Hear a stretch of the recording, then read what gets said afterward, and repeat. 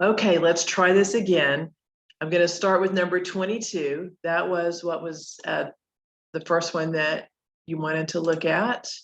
So let me share that with you. This is the one about averaging 5 tests where you know 4 of them. So the idea on this, just with any averaging, is you add up everything that you have, and then you divide by the number of items or the numbers of scores in this case that you have, and that gives you the average per score per test. So of course, we've got 4 tests and we want to know what to do on the 5th one. So we're going to add up all the 4 that we know plus the mystery score, and we want to divide that by 5. And we want it to work out to be 80 because she said she needs at least an 80 on her 5 tests. Okay, so when we add them all up, we're going to add up we're going to add up the 4 test scores they've given us, tests 1 through 4. We're going to use X to represent the piece that we're missing. X would be test 5. So we're going to write up a calculation where we add all those 5 things together. We're going to divide all of that by 5 and make it equal to 80. Okay, so let me switch over. Let me copy down the test scores here.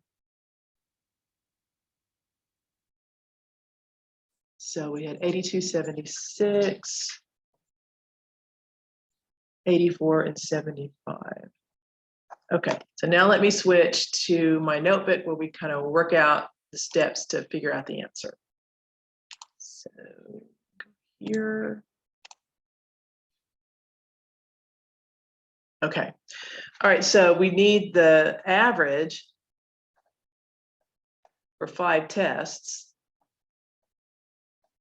to be, I'm just going to say it needs to be 80. If it's bigger than 80, that's even better. But we need to know what's the minimum score we can get on that last test to get 80 at least.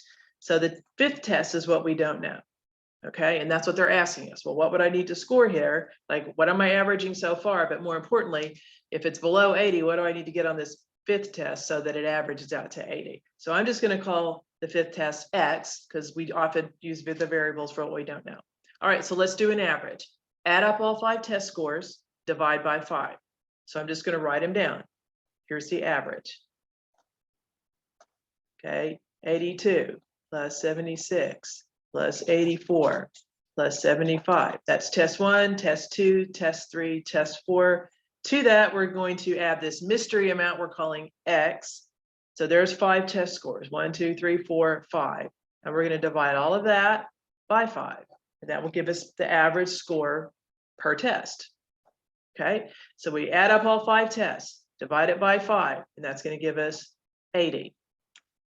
So there's a couple of things you might think to do, and they probably are both correct. If I need it to average out to 80, you could also think that means I need 400 points altogether, because if I scored 5 80s, that would be 400 points. So we're going to figure out that in a minute, but we also need to just go ahead and add those numbers together so we're not dealing with 5 separate test scores. So if we add all those together, we're going to get 317. So let's at least simplify what we can. So the first 4 tests so far have given us 317 points, and we have 1 more test that we're going to take. And then we have to divide those total points, and we want it to be 80. Okay, so this is where the 400 was coming from. Well, to solve this for the X, I have a dividing of 5 and an adding of 317. So you always want to get rid of your multiplier divide number first. So since we're dividing by 5, let's multiply the 5 back in there. And that will give us 400 over here on the other side. So we're just undoing division by multiplying by 5. When you solve an equation, you can do whatever calculation you need to on one side, as long as you go to the other side and you do that same calculation to keep everything in balance. So now we've got 317 plus X equals 400. So we just subtract the 317 from the 400, and it looks like that's 83. Okay, so that means that test 5, as long as we scored 83 or higher, we will average the 80%. That will get us a total of 400 points, which when we divide by 5 will give us the 80%. So test 5 needs to be 83% to have an average of 80% over all 5 tests. Okay, so that's just an averaging problem where we know 4 of the 5 things that we're averaging. So you add up what you know, use X for the missing one, divide by however many things that you added together, including the X, and then make it equal the number you want to be the average. Okay, so that's number 22. That's about averaging calculations and how to figure out the last number for the average to work out to be a certain amount. Okay, so let's look at number 23. So we go back to the homework problem and then move it to the next one. So number 23, this one says, the total cost of a new automobile, including a 3% sales tax on the price of the automobile, is $28,046. How much of the total cost of the new automobile is just the sales tax part? Okay, so I did put a video like this up in the announcements for my math lab. So you might, if you want to watch that as well, if you haven't yet, I explain this percent of increase and percent of decrease in quite a lot of detail. But let me write down the vital information here. So the total cost, 28046. It's a total cost. And they want to know what was the sales tax.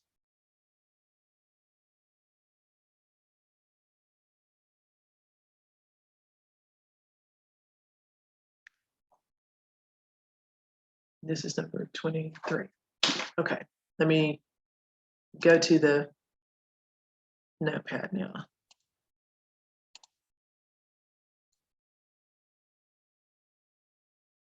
Okay, so this is an example of something that has been increased by a certain percentage rather than just some straight dollar amount. So when you have a percent increase type of problem, there's a way that I kind of wrote down on that sheet of paper. That's sort of a formula that you could use that will help to get everything in the right place. So this is a formula for when you have something that has been increased by a certain percent. Just call that percent increase. So it's not like a slope value where it's increasing by the same exact dollar amount every time. It's increasing by a certain percentage. But if you're starting with a higher number, a percentage is going to give you a higher dollar amount. So here's what you do. You start with your original or your old amount, whatever it is that's being increased. If you want to know where this is developed, again, watch that video I posted in my math lab, but this is what you get. All right, so you have your old amount. You're going to multiply it by this quantity, 1 plus R, and R is represented as that percentage once you convert it to a decimal. So you'll have to divide by 100 or you back the decimal up 2 times. So 3% means 0.03 is what we're going to use for R. So you take your old amount. This is how you increase it by that percentage. The 1 times your old amount is kind of like where you started. And that interest rate or that tax rate times the old amount, that's the amount of tax that gets added together. This is an increase by this amount. And that's how you get your final total. Okay, so for our example, okay, 3% means the R value that we're going to use is, once you convert it to a decimal, 0.03. And then this, they tell us the final total cost. That's like the new amount. It should always, for a percent increase, of course, it would be bigger than what you started with. So your new amount, your total cost is going to be that $28,046. And so it means that the subtotal was, I don't know what it was, 26,000, I don't know, something. And then we calculated the 3% on that smaller amount, added it to that smaller amount, and came out with this 28,000 number. So what we're going to do is, I don't know what the old amount is. And even though that's not what was asked for, they just asked for the amount of sales tax. You can't figure out what the amount of sales tax is until you know what that old amount was. If I know what the old amount is, then I can just take 3% of that and that'll be the tax. Or I can just subtract the old and new dollar amounts. That also would just be the amount of the tax. But you have to find this old amount first. So we're always gonna, if it's asking for what was the original amount, or if it says what was the amount of the increase, like what was the sales tax, what was the commission, whatever it is it's being calculated. Okay, interest, that's another one. Okay, so we're going to set this up the way it says. The old amount is X. 1 plus R would be 1 plus 0.03. That's going to equal the new amount that they gave us, the 28,046. So you're going to have to solve an equation kind of like this anytime they give you the final amount on one of these percent increase or percent decrease problems. And now as far as finishing it up, we're just going to solve this for X. So 1 plus 0.03 is just 1.03. And I'm going to go ahead just so it looks more like what we're used to seeing in our equations. I'll put the number in front of the X, but it means the same thing. So this is 1.03 times X, which I'm writing in this way. And then you can see, once you have this written down like this, that to undo a percent increase type of problem where you know the percentage and you know the final amount, you actually end up dividing to figure out what your old amount was, because it's a number times X. So when we want to undo that, we're going to divide by that number. So X is, get my handy calculator, 28,046 divided by, wait, let's turn on the calculator. Try it again. 28,046 divided by 1.03 tells me 27,229. I'm going to round it to the nearest penny. It's 126. I don't know what it's going to ask for in my math lab. Actually, it doesn't even ask for this amount, does it? It asks for the tax. Okay, so if this is my dollar amount here, that was our old or original price. If you do 3% on that and add it to that, you're going to get the 28,046. So to find the amount of tax, which is just the amount of increase, there's two different ways that are equally good. Probably the easiest thing is just to subtract the $2 amounts. So you can either subtract the $2 amounts, the new minus old, or you can calculate the 3% on that old amount. Should give you the same amount, the same answer. So let's do the subtraction first. We'll do that. So I'll do the 28,046 minus, and I'm just going to go by dollar amount here, 27,229. So I'm kind of rounding everything to the nearest dollar. I'm not sure what the rounding says to do in my math lab, but if I do new minus old, it gives me $817 in tax. Okay, let's see if that holds if I do 3% of that old amount. So if I do 0.03 times this 27,000, yeah, it gives me $816.87. If I do 0.03 on 27,229, you get 816.87, which also, I'm just doing the rounding after the calculation instead of with the $2 amounts first. So either way you want to do it, the answer to this question is say, what was the amount of the sales tax? So how much, by how much did it increase? Not the percentage, but what was the actual amount of dollars that was added to the subtotal to get to this amount? It turns out that number is going to be 817. Okay, so for percent increase, this is kind of what you want to start building with. Your old amount, usually that's what you're not given on these kind of problems. Otherwise, it'd just be something you just run this calculation and you'd have the answer. So we don't know one of these three things. We either don't know the old amount, or the new amount, or we don't know the percentage. I think on all the problems that they have in module 1, you always are given the percentage and the new amount, and they're either asking you what was the amount before the tax, or they might ask, this one's a little trickier, what was the amount of the tax? So you still have to find the old amount, and then you just subtract them to find that tax. So be really careful what they're asking you to report as your answer. But this is how you would do it for anything that's been increased by a certain percentage. This is how you do it. And just while we're on this, because there were also some in the homework where if you had something that was being decreased by a certain percentage, so this would be something like a markdown, a sale, everything is 35 or 40% off. So if you have a percent decrease, or maybe it's something like depreciation, you have a house and the housing market's not doing well, so the value of the home is depreciating every year by $800 or something like that, or by, I shouldn't say a certain amount, it's depreciating by say 4%. Okay, so you have a percentage in mind, like everything in that that neighborhood is depreciating by 8% every year, regardless of what the actual cost is. It's all kind of going down by the same percentage. Okay, so it's the same kind of idea. You start with your old amount. This time, because it's being reduced by a certain percentage, you do 1 minus the R, and that gets you the new amount. Okay, so if something was decreasing by 3%, okay, you would do 1 minus 0.03, and it would look like 0.97 times the old amount equals the new amount. Okay, so if it's something where you have a percent increase, it's always going to look like 1 point something, where the something after the decimal is your interest rate, times the X, or times the old equals the new.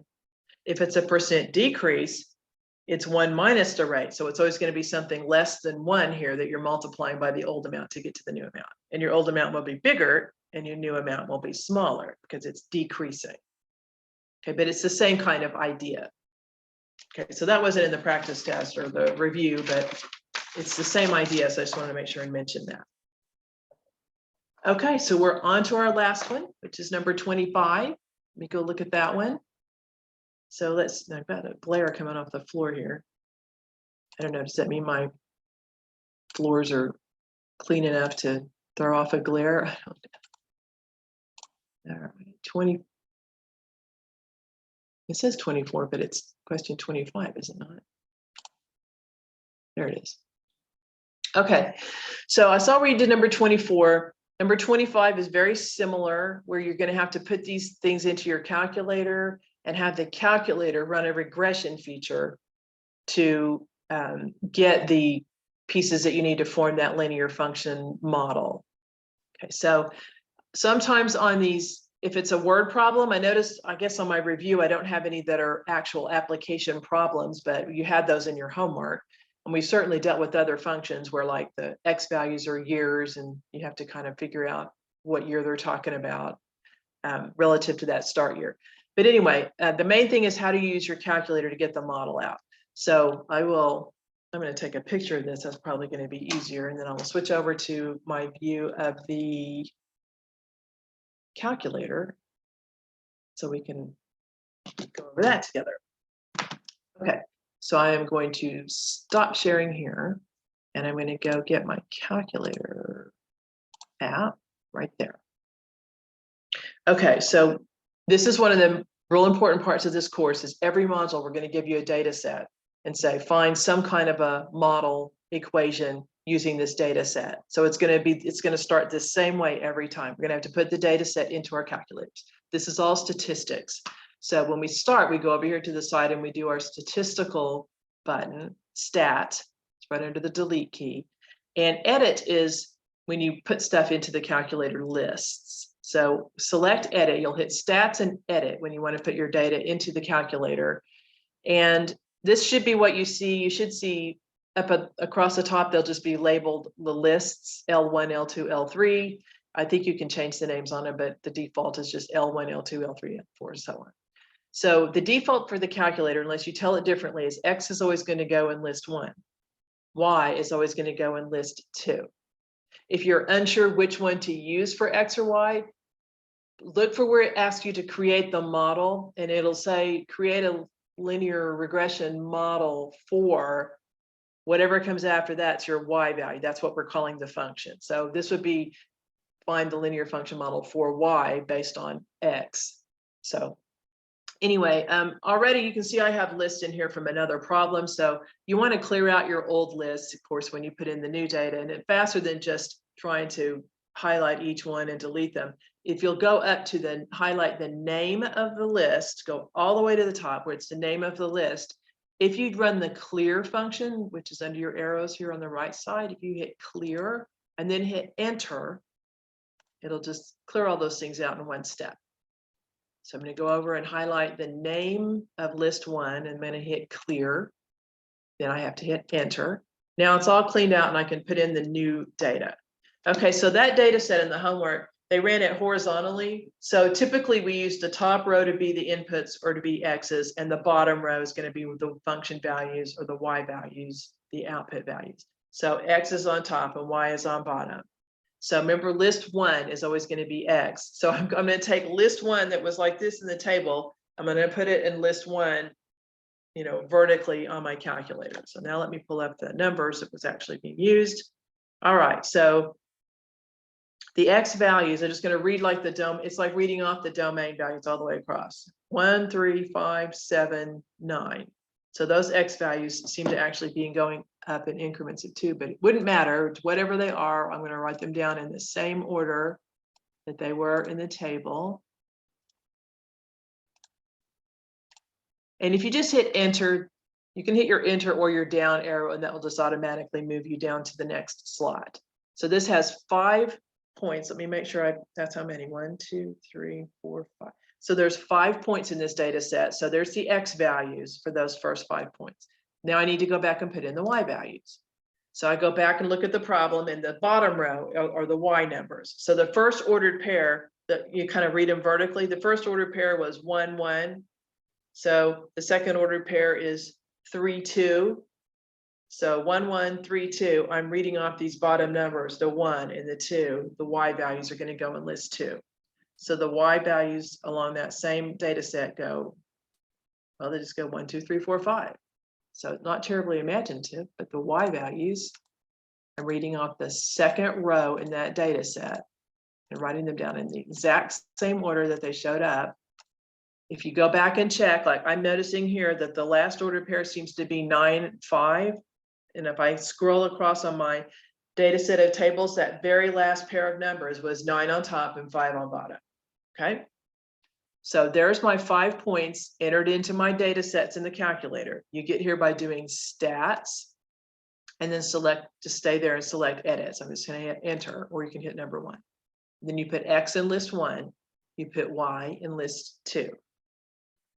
Now that you have edited your calculator so that it has your data sets, now we're going to do whatever kind of regression is asked for or you think is best. By the end of the course, we'll just be giving you data sets with no particular instructions for what kind of functions, but you're going to look at the scatter plot and say, that looks kind of like a quadratic. I think I'll try a quadratic, or you pick your own function. But right now it's new, so we're telling you, do a linear model, linear. So that's our old y equals mx plus b. So from here, we're going to go back to our stats menu again, but now we're going to do a calculation that produces the slope and the y-intercept that is the best fit for all of those data points. So it uses all 5 data points in these bigger calculations than we can do by hand. So it is a calculation. So when you're ready to do the linear regression model and get out your actual equation, you go to stats, go over to calc. Just use the right arrow. When you go to calculations, you're going to see a whole bunch of things that we'll do on a list of points or 2 lists of points. Like the first 3 things I think are what you can just do for like one list of points. You want to get the average of a test or something. But starting with number 4, look at all these regressions that we're going to look at throughout this course. Number 4 is linear regression. It even tells us in parentheses, it's going to look like y equals ax plus b. They don't use m for slope. We just use a for the first coefficient and so on. So ax plus b, where a is our slope number, b is our y-intercept number. Later, mod 2, we're going to learn how to do a quadratic regression. Module 3 down here at the bottom, we're going to learn how to do logarithm and exponential regression. We're going to do all kinds of regressions. But right now we're focusing on number 4, linear regression. So either hit the number 4 or go down and select it from your list. And then this is just reminding us, it says now your calculator's talking to you and says, unless you change this, I'm going to assume that X is from list 1 and Y is from list 2. If for some reason you wanted to change it, you could change it here. We're not going to. The frequency list, don't worry about that. We're not ever going to change the frequency list. Storing the regression equation, I'll talk maybe more about that as we go through the course, but that's if you just wanted the values. If they had lots of decimal places, you wanted to store all of those decimal places and you don't have to write them all down. I'm just going to skip down to the bottom where it says calculate. That's what we want. We want to know the A value and the B value. So let's hit enter. Okay, so look what it has here. It happens to be the same number for both. That's kind of weird, but the slope, the A value is going to be 0.5 that we put in front of the X. And then the B value also happens to be 0.5. I wish it was a different data set so we could distinguish between these two. I might do another example real quick after this. But this is the idea. When you do any kind of regression, it will show you the general form at the top. And then it will show you the values that it has calculated that makes it a specific function for a specific data set. And then you have to put it together in that way. Okay, so let me write this down on our calculator. We got A equals 0.5, B is also 0.5. The model that we asked for was a linear model, so it's going to look like y equals ax plus b. So we go back and form our own equation where we put our own numbers in here for A and B. Okay, so for this particular problem, number 25, the function, and I believe in the homework, they have separate boxes so that in case you get one right and you get one wrong, it'll give you credit for part of it. But the A value we calculated was right here. We're going to put that here, so it'll just be 0.5 times x. The B value happens to be the same number, but it doesn't need to be. So the final answer that you would type into My Math Lab, you would just fill in those. The A value is the one with the x, and the B value is the one that is the constant term. Okay, so if we did a different example, let me just do another one real quick. I won't use very many points, but let's say we had x and y. Let's say it was 1, 2, 3, 4. Doesn't have to be anything like that. And then we had 10, 8, 6, 4, something like that. Okay, and they don't have to be pretty. Let's make this 4.5. Let's make this one 7.5. Just so they're not perfect. They're not necessarily going to be a perfect line. Okay, so what we'll do is we're going to do list 1. We'll put all these values into list 1. We'll put all these values into list 2. And then we're going to go and find the regression. So let me go back to my calculator. We'll run through one of these one more time, just because it seems like the students never get enough practice on doing the regression problems. All right, so we want to put the data sets in. So that's an edit. I'm going to go and clear my old data set. So I highlight the name of the list and hit clear and enter. Clear. Enter. All right, now I had made up the x values 1, 2, 3, 4. So I'm just going to copy those down. This, though, is always going to be given to you. We'll have a big data set full of values for x and values for y. All right, and then the y values, I messed around with those a little bit. It goes 10 and 7.5, 10, 7.5. Then I have 6, and I have 4.5. Okay, so those aren't going to make a nice, perfect pattern.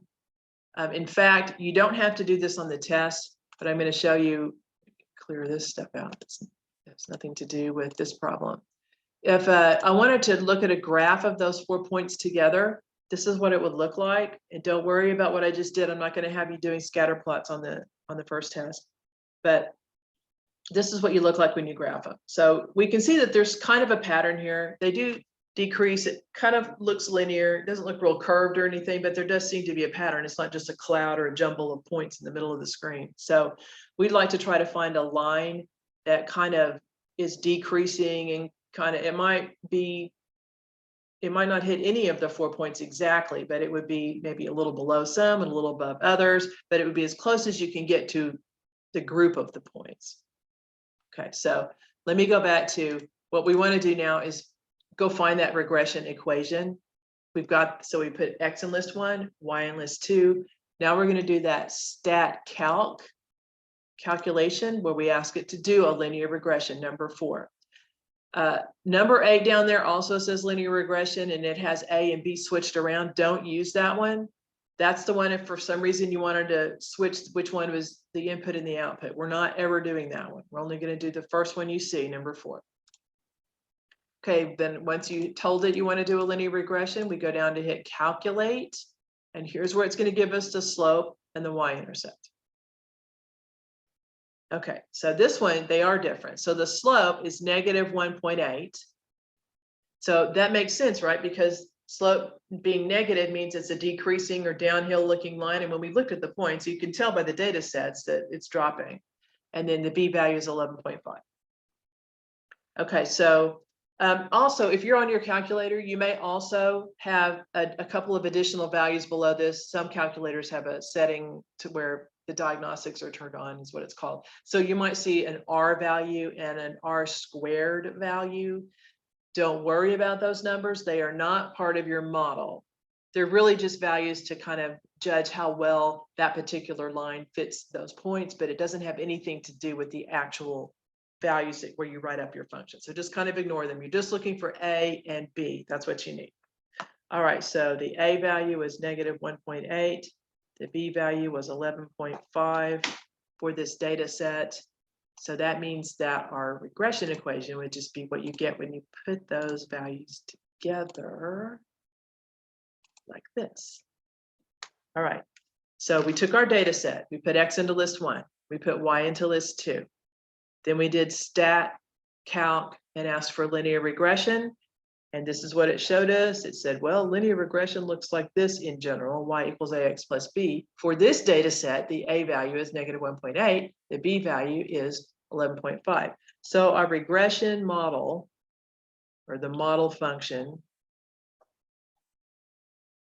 they sometimes use either regression or model, but it's just, this is the line that would fit those. We're just going to write that together. Negative 1.8 times x, that's what it says, A times x. And then since B is positive, plus 11.5. That is the best line that we could come up with that would fit the best through that whole pattern of points. Okay, so I just want to show you what that might look like. Now in the homework, sometimes once you have this model written down, then it might ask you any kind of input-output question like we have been for the whole chapter. So it might say, once you have the model, well, you know, what's y when x is 3? And then just get, that means you just plug 3 in for the x and work it out. Just use it like a regular function. Anyway, I was wanting to show you just kind of what we're doing here. I'm going to type in that function that we just got from the calculator, 1.8. Hello, that needs to go away. Negative 1.8 x plus 11.5. Okay, so there it is, y equals ax plus b. Now, when I hit graph, remember I had the points showing earlier? This we should see this line kind of cut through that group of points. So see there, it does kind of decline about the same rate that those points do. It's a little below the first point, it's a little above the second point. It's just a little above the third point, a little below the fourth point. So if you added up the distances that each of those points are away from that line, it's the smallest possible distance that you could get if you added up all those misses. So anyway, that line pretty well describes what those 4 points are doing. Okay, and so we got that. I'll just hit trace to remind you what it is. Well, those are the, when you hit trace and you have points showing, it starts with the points. But right here, we got this negative 1.8x plus 11.5. That's what it used to draw that line. We got that from linear regression in the calculator. Stat, calc, and then choose linear regression, which I think is number 4. And then it will give you the 1.8 and the 11.5 that you then put together to form your own function. One of the reasons why it lets you or makes you put it together on your own is that sometimes if the input values that you're using in your list have lots of decimals, when it does this calculation, you might have a 10 decimal estimate for A and another 10 decimal estimate for B, and we want to round them off to some more manageable number of decimal places. So that's why it has you put it together the way you want, rather than just kind of cram it in there for you. All right, so that's number 25, that's linear regression. 22 and 23 were a couple of the word problems. So hopefully that's enough to complete what you're trying to do to prepare for your first test. So let me know how it goes, and I will hopefully have the Zoom up and running better for my students next time.